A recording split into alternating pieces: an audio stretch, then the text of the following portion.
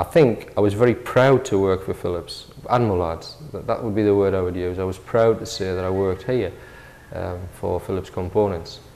And the people themselves, I think, had a sense of pride in what they were doing. And we achieved many things. He was a real strong character, and most of the people in the factory hated him at the time. But most of the old hands now look back with a bit of affection at Jim's time here.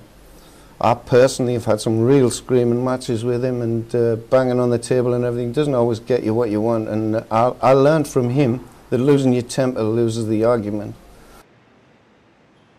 There have been hundreds, literally hundreds of changes. I mean, I used to rent, when I first got married, we used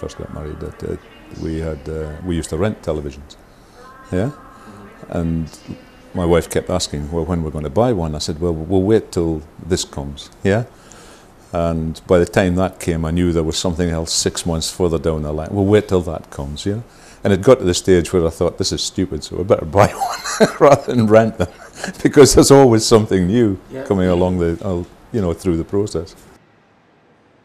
I don't think they had it as good. I'm not bragging about Durham, but I think Durham was always a little bit more caring, I think, compared to what you heard from other areas. The guy that I have worked with for a long time, Grant Robson.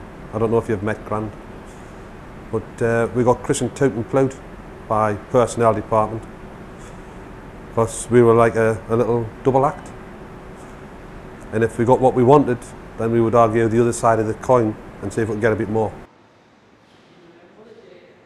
Oh yes, definitely. I mean, my progression through from where I started up to now. If you told me 29 years ago that a shy 19-year-old who started there would be a shift manager, even though a shy, blushing shift manager, I would have laughed at you. We faced every challenge front on. We did what we could to achieve the best, and we were the best, of course, and we believed that we were the best.